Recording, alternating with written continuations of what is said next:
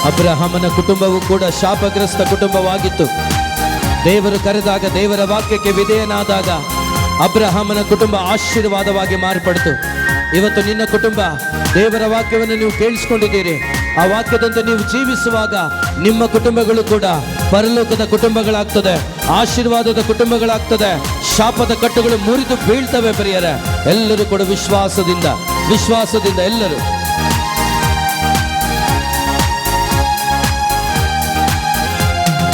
ಅಬ್ರಹಾಮನು ದೇವರಲ್ಲಿ ನಂಬಿಕೆ ಇಟ್ಟಾಗ ಪಾರಂಪರೆಯ ಬಂಧನವೆಲ್ಲ ಮುರಿದೋಯಿತು. ಅಬ್ರಹಾಮನ ದೇವರಲ್ಲಿ ನಂಬಿಕೆ ಇಟ್ಟಾಗ ಪಾರಂಪರೆಯ ಬಂಧನವೆಲ್ಲ ಮುರಿದೋಯಿತು. ಅಬ್ರಹಾಮನು ದೇವರಲ್ಲಿ ನಂಬಿಕೆ ಇಟ್ಟಾಗ ಪಾರಂಪರೆಯ ಬಂಧನವೆಲ್ಲ ಮುರಿದೋಯಿತು.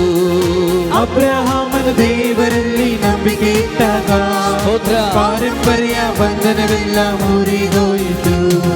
ಇಸ್ರಾಯೇಲ್ ಮಕ್ಕಳು ಆರಾಧಿಸಿ ಆರ್ಭಟಿಸಿದಾಗ ಯೆರಿಕೋ ಗೋಡೆ ಮುರಿದು ಬಿತ್ತು. ಇಸ್ರಾಯೇಲ್ ಮಕ್ಕಳು ಆರ್ಭಟಿಸಿ ಆರಾಧಿಸಿದಾಗ ಯೆರಿಕೋ ಕೋಟೆ ಮುರಿದು ಬಿತ್ತು. ಇಸ್ರಾಯೇಲ್ ಮಕ್ಕಳು ಆರ್ಭಟಿಸಿ ಆರಾಧಿಸಿದಾಗ ಜೆರಿಕೋ ಕೋಟೆ ಮುರಿದು ಬಿತ್ತು.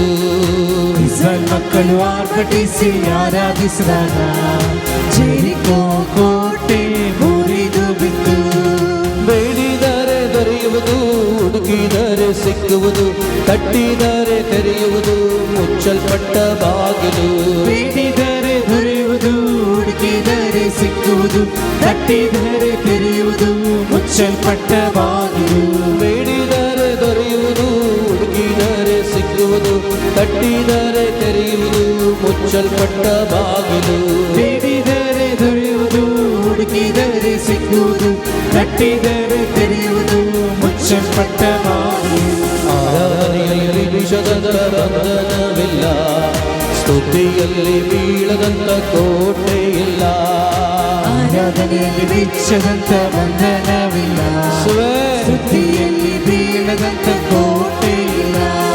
ಪ್ರಾರ್ಥನೆಯಲ್ಲಿ ಆಗದಂತ ಕಾರ್ಯವಿಲ್ಲ, ನೀ ನಂಬಿದರೆ ನಡೆಯದ ಅದ್ಭುತವಿಲ್ಲ. ಪ್ರಾರ್ಥನೆಯಲ್ಲಿ ಆಗದಂತ ಕಾರ್ಯವಿಲ್ಲ, ನೀ ನಂಬಿದರೆ ನಡೆಯದ ಅದ್ಭುತವಿಲ್ಲ. Hallelujah, hallelujah, hallelujah. ಕುಟುಂಬಗಳನ್ನು ಸಮರ್ಪಿಸಿ ಪ್ರಾರ್ಥಿಸಿ ಪ್ರಿಯರೇ, ಸ್ತುತಿಸಿ ಪ್ರಿಯರೇ, ಸ್ತುತಿಸಿ ಪ್ರಿಯರೇ. Hallelujah, hallelujah, hallelujah. ಒಂದೊಂದು ಕುಟುಂಬದಲ್ಲಿರುವ ಎಲ್ಲ ಸೈತಾನನ ಕಟ್ಟುಗಳು ಮುರಿಯಲ್ಪಡಲಿ ಅಪ್ಪ. ಎಲ್ಲ ಕುಟುಂಬದ ಕಟ್ಟುಗಳು ಮುರಿಯಲ್ಪಡಲಿ, ಬಂಧನಗಳು ಮುರಿಯಲ್ಪಡಲಿ, ಕುಟುಂಬಗಳು ಸ್ವತಂತ್ರವಾಗಲಿ. ಮಕ್ಕಳ ಜೀವಿತದಲ್ಲಿರುವ ಎಲ್ಲ ಸೈತಾನನ ಕಾರ್ಯಗಳು ನಾಶವಾಗಲಿ. ಮಕ್ಕಳ ಜೀವಿತದಲ್ಲಿರುವ ಸೈತಾನನ ಎಲ್ಲ ಕಟ್ಟುಗಳು ಮುರಿಯಲ್ಪಡಲಿ. ಕುಡಿತದ ಎಲ್ಲ ಕಟ್ಟುಗಳು ಮುರಿಯಲ್ಪಡಲಿ. ಎಲ್ಲ ನಿಷೆ ಪದಾರ್ಥಗಳ ಕಟ್ಟುಗಳು ಮುರಿಯಲ್ಪಡಲಿ. ಅವಿಶ್ವಾಸ ದೂರವಾಗಲಿ. ಮಕ್ಕಳಲ್ಲಿ, ತಂದೆ ತಾಯಿಗಳಲ್ಲಿ ಯೇಸುವಿನ ಪ್ರೀತಿ ತುಂಬಲ್ಪಡಲಿ. ಪವಿತ್ರಾತ್ಮನ ಪ್ರೀತಿ ತುಂಬಲ್ಪಡಲಿ. ಬರ ಬರ ಬರ ಬರ ಬರ ಬರ ಬಾ. Hallelujah, hallelujah, hallelujah, hallelujah, hallelujah, hallelujah, hallelujah, hallelujah. ಯೇಸು ನಾಮದಲ್ಲಿ